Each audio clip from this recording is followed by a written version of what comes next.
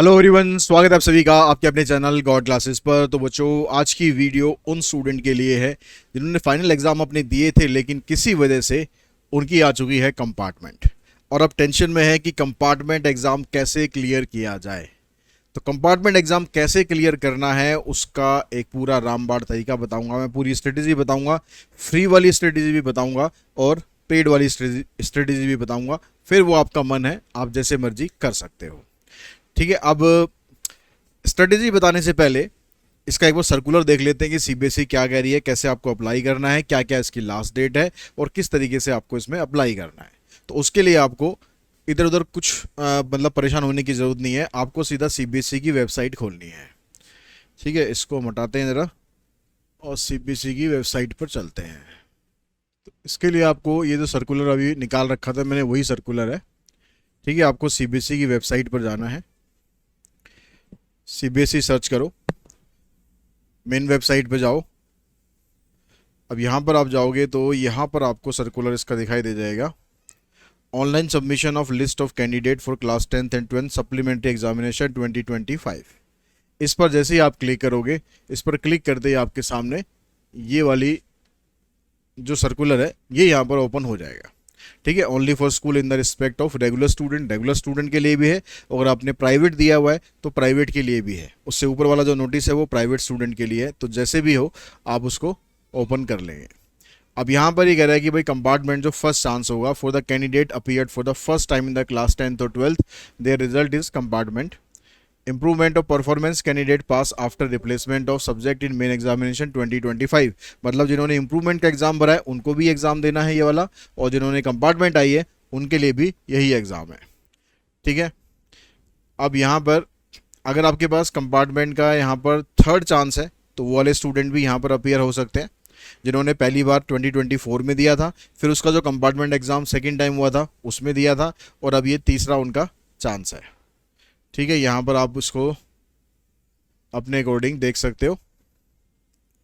All candidate of class 10th who wish to change their subject from mathematics standard subject code 0412 to mathematics basic subject code 241 and vice versa. यानी ये जो class 10th के student थे जिन्होंने standard maths का exam दिया था लेकिन अब वो बेसिक मैथ्स का एग्ज़ाम देना चाहते हैं तो वो भी यहाँ पर ये दे सकते हैं।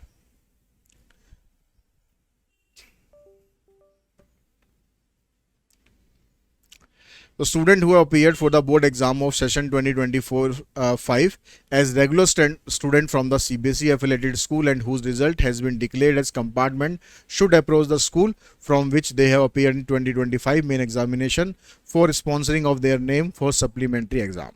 यानी आपको डायरेक्टली अप्लाई नहीं करना है, आपको अपने स्कूल में जाना है और स्कूल में जाकर आपको बताना है कि हम सप्लीमेंट्री एग्जाम देना चाहते हैं या फिर हम इम्प्रूवमेंट एग्जाम्स का देना चाहते हैं। Similarly, the school shall also contact their student placed in the compartment category and inform them about their candidate for the supplementary exam। School का भी एक काम बनता है, स्कूल की भी ड्यूटी बनती है कि वो जो स्टूडेंट उसके कंपार्टमेंट आए हैं या जो इम्प्रूवमेंट एग्जाम देना चाहते हैं उनसे वो कांटेक्ट करे और उनको बताए कि भैया आपको ये एग्जाम फिल, इसके लिए जो डिटेल्स है वो आपको फिल करनी है। Also the school shall inform their candidate if declared pass but wish to improve, ये हमने ऑलरेडी कवर कर ही लिया है। ठीक है, School should submit LOC for all the students placed in the compartment category even if they are unable to contact the student। अगर वो किसी वजह से कांटेक्ट नहीं कर पा रहे हैं स्कूल से तो भी जिनकी कंपार्टमेंट आई है उसकी जो लिस्ट है वो उन्हें वहाँ पर ज़रूर भेजनी है। Non submission of the name of the student will cease the opportunity to appear in the supplementary exam. मान लो आप स्कूल कांटेक्ट नहीं कर पा रहा है किसी वजह से, लेकिन ऐसा ना हो कि आप स्कूल उसका नाम ही ना भेजे तो वो आगे एग्ज़ाम दे ही नहीं पाएगा। तो स्कूल की ड्यूटी बनती है कि जो भी कंपार्टमेंट आए हैं उनका तो नाम उसे भेजना चाहिए, इम्प्रूवमेंट वालों से कांटेक्ट करना चाहिए, अगर वो चाहते हैं कि इम्प्रूवमेंट एग्जाम देना तो उनके नाम आगे भेजने चाहिए। It will be the responsibility of the school to submit LOC within the stipulated schedule। जो शेड्यूल दिया हुआ है तो स्कूल को ये LOC भेजनी है। No request for an extension of the date, कोई डेट की एक्सटेंशन नहीं होगी। The school shall submit the name of the student in the LOC for the supplementary exam 2025 as per the condition of eligibility given in annexure. जो eligibility दे रखी है, eligibility वही है कि भैया आपने अगर इस बार एग्जाम दिया हुआ है उसमें अगर आप पास नहीं हो पाए उस सब्जेक्ट में तो आपको कंपार्टमेंट एग्जाम देना ही है। फिर भी डिटेल में और एनेक्सर 1 है उसके अंदर आप इसको जाके देख सकते हैं। It is also informed to the school that the student who appeared in the session 2024 in full subject as per the scheme of the studies, either as regular student through school affiliated to the board or as private student, and their result was declared as compartment, and they could also not pass in the compartment 2024 exam first chance and 2025 exam second chance. मतलब जिन्होंने compartment exam पहली बार दिया था, जो पिछले साल का compartment exam था, फिर इस साल का जो मेन एग्जाम था उसमें भी उन्होंने दिया, वहां भी पास नहीं कर पाए, तो उनका सेकंड चांस था, और अब ये उनका थर्ड चांस है। ठीक है, तो उनकी लिस्ट भी स्कूल को सबमिट करनी है। Such students are eligible to apply only as private student for the third and the last chance in supplementary exam। तो उनको as a private candidate apply करना है, स्कूल के थ्रू नहीं करना, उनको as a private candidate apply करना है जिनका थर्ड चांस होगा। Maximum of 3 chances are available for a student to pass an exam. 3 chance मिलते हैं मैक्सिमम, उससे ज़्यादा नहीं मिलेंगे। जिसका ये थर्ड चांस है वो इसमें भी पास नहीं हुआ तो फिर आगे आपके पास कोई चांस नहीं है। स्कूल में advise direct such private student to apply online directly through CBSE website. ऐसे स्टूडेंट जो थर्ड चांस दे रहे हैं अपना, तो उनको डायरेक्टली ही सीबीएसई की जो वेबसाइट है उस पर डायरेक्टली उन्हें अप्लाई करना चाहिए। In case of any difficulty query regarding online submission, the IT branch of the concerned regional offices can be contacted for the clarification. The contact detail of the regional offices are available। ये आपको contact detail दे रखी है। मेरा कि better है कि आप cyber cafe में जाइए, वहाँ पर साइबर कैफ़े वाला जो एक्सपर्ट होगा वो आपका फॉर्म भर देगा, तो आपको कोई इसमें दिक्कत नहीं आएगी। Consolidated mark sheet shall be issued only to the student whose result was declared compartment in board exam 2025 and who will be declared pass in supplementary exam। जो सप्लीमेंट्री एग्जाम में पास हो जाएंगे उनको एक नई मार्कशीट मिलेगी। ठीक है, the supplementary exam 2025 will be conducted based on the syllabus prescribed for the board exam for the session 2024-5। जो आपने पिछले साल एग्जाम दिया, अभी जो मतलब मार्च में एग्जाम दिया था, वही सिलेबस आपका कंपार्टमेंट एग्जाम में भी रहेगा। The LOC may be filled as per the current status of the result of the candidate। ये शेड्यूल हो गया। Supplementary exam for the class 12 will be held on 15 July 2025 on a single day. यानी class 12 में अगर आपकी compartment आई है, क्योंकि वहाँ पर एक ही सब्जेक्ट में कंपार्टमेंट आती है, तो सारा पेपर जो होगा वो एक ही दिन होगा। ठीक है, ऐसा तो होगा नहीं भाई किसी स्टूडेंट के 2 सब्जेक्ट हो, तो उन सबके जो एग्ज़ाम होंगे वो एक ही दिन होंगे।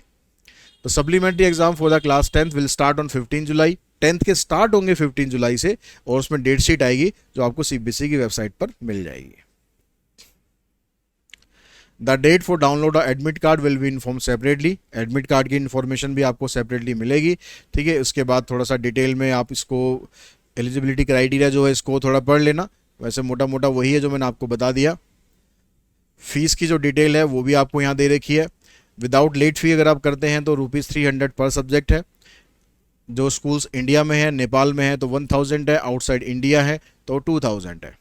ठीक है, शेड्यूल फॉर ऑनलाइन सबमिशन 30/5/2025 से लेकर 17/6/2025 इस डेट के बीच में आपको अप्लाई कर देना चाहिए। उससे अगर आप लेट करते हैं तो लेट फीस आपको लगेगी 2000 रुपये और 17 से 18 और 19 2 दिन मिलेंगे, लेकिन 2000 रुपये आपको और एक्स्ट्रा देने पड़ेंगे, तो कोई सेंस बनता नहीं है। इसलिए बेटर है कि आप इसको पहले ही अप्लाई कर दें। ठीक है, बाकी और डिटेल इसमें आप पढ़ सकते हैं, सारा डिटेल। मैं बात करता हूँ कि आपको कंपार्टमेंट एग्जाम की तैयारी कैसे करनी चाहिए।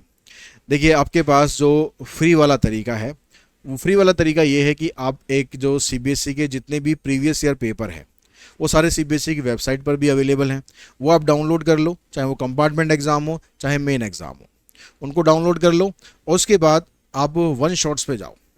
ठीक है, हमारे यूट्यूब चैनल पर ऊपर आपको सारे 1 शॉट्स मिल जाएंगे।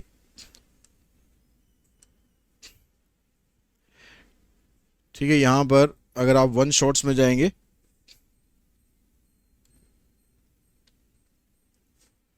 वन शॉट क्लास 12th,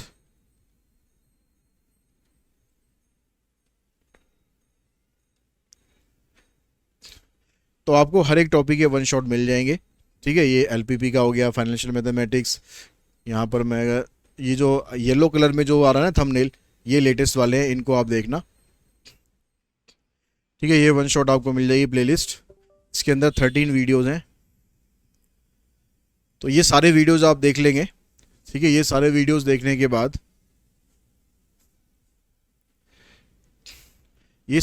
देखने के बाद आपको जो इनके बेसिक कंसेप्ट्स हैं वो सारे क्लियर हो जाएंगे। इसके अंदर साथ में आपको कुछ क्वेश्चंस में मिलेंगे जो आप प्रैक्टिस कर सकते हैं, और उसके बाद जितने भी सीबीएसई के पेपर हैं 2023-24 से लेकर 22-23 से लेकर 22-23, 23-24, 24-25, ये जितने भी पेपर हैं सारे आप डाउनलोड कर लो, सारी मार्किंग स्कीम डाउनलोड कर लो और इनकी बहुत अच्छे से प्रैक्टिस कर लो, तो आप ठीक ठाक नंबर लेके पास डेफिनेटली हो जाओगे। बस आपको बेसिक कंसेप्ट सारा अच्छे से समझ में आना चाहिए। ये नहीं कि बस वो खाली पेपर वेपर कर लो, रट्टे मार लो, उसके रट्टे नहीं मारने, समझना है चीज़ों को। तो उसके लिए बेसिक कंसेप्ट आप जरूर कर लो। अभी आपके पास टाइम है, अगर आप एक दिन के अंदर एक टॉपिक भी करते हैं, एक दिन के अंदर एक टॉपिक भी करते हैं, बहुत अच्छे तरीके से आपकी प्रिपरेशन हो जाएगी। और जो भी आपके पास बुक है उसमें से उसके क्वेश्चंस लगाइए। ML अग्रवाल की भी पूरी प्लेलिस्ट है, आप उसमें से भी प्रैक्टिस कर सकते हैं। लेकिन जितना मैं बता रहा हूँ उतना मैंडेटरी ज़रूर है कि आप वन शॉट्स कर लो, ठीक है, PYQs कर लो। इतना अगर आप कर लोगे तो पास तो आप फिर भी हो जाओगे। उसके अलावा आपको जो सैम्पल पेपर है हमारा, ये परचेज कर सकते हो, ठीक है। ये जो पिछले साल का जो सिलेबस है उसी के आधार पर ये बनाया गया था। इसकी अभी 5-6 कॉपी हमारे पास बची हुई हैं, तो वो आप ऑर्डर कर सकते हैं। इतना अगर आप कर लेंगे तो आपको पास होने से कोई रोक नहीं सकता। और इसकी जो कॉस्ट है, वैसे तो ये 299 का था, लेकिन अभी हम आपको सिर्फ ये सिर्फ डिलीवरी कॉस्ट पर ही प्रोवाइड कर रहे हैं, क्योंकि ये अभी हमारे पास जो 5-6 कॉपी बची हुई है बस, वो अगर अगर आपको किसी को नीड है तो वो आप ले सकते हैं, ठीक है। इसमें आपको ये है कि बस यहाँ पर कॉर्नर में कई जगह थोड़ा सा यहाँ पर कट लगा हुआ है किसी किसी बुक में, बाकी अंदर से बिल्कुल ये फ्रेश है, आप अच्छे से अपनी इसकी तैयारी कर सकते हो, ठीक है। 149 की आपको ये पड़ेगी, लगभग 100-125 रुपये डिलीवरी चार्जेस लग जाते हैं।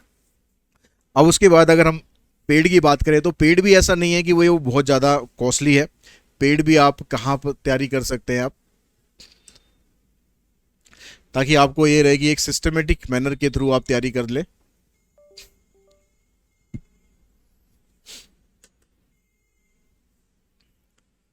तो इसमें आप हमारी जो वेबसाइट है आप उस पर जा सकते हैं, www.godclasses.in, ठीक है, उस पर जा सकते हैं, या आपने हमारी ऐप डाउनलोड करी हो आप वहाँ पर जा सकते हैं। कोर्सेज में आप जाएंगे तो ये तो मेरा इंटरफेस आ रहा है, ठीक है, आपका इंटरफेस थोड़ा सा डिफरेंट आएगा। तो यहाँ पर आपके पास एक बैच मिलेगा आपको पक्का पास नाम से, जो कि हमने एग्ज़ाम टाइम में स्टार्ट किया था, और ये लगभग 12-13 दिन का ही बैच था। और इसके अंदर आपको कंटेंट में जाओगे तो कुल मिलाकर आपको यहाँ पर 12 वीडियोस मिलेंगी, ठीक है। ये 12 वीडियो, क्लास 11th ये और एक क्लास ये, मतलब टोटल मिलाकर ये 12 क्लासेस हैं। अगर आप ये 12 क्लासेस कर लेते हैं अच्छे से, क्योंकि इसके अंदर जो पक्का पास बैच था उसके अंदर आपको जितना मतलब एक 60-70 नंबर लाने के लिए जितना मैंडेटरी था वो सब कुछ इसके अंदर कराया गया है।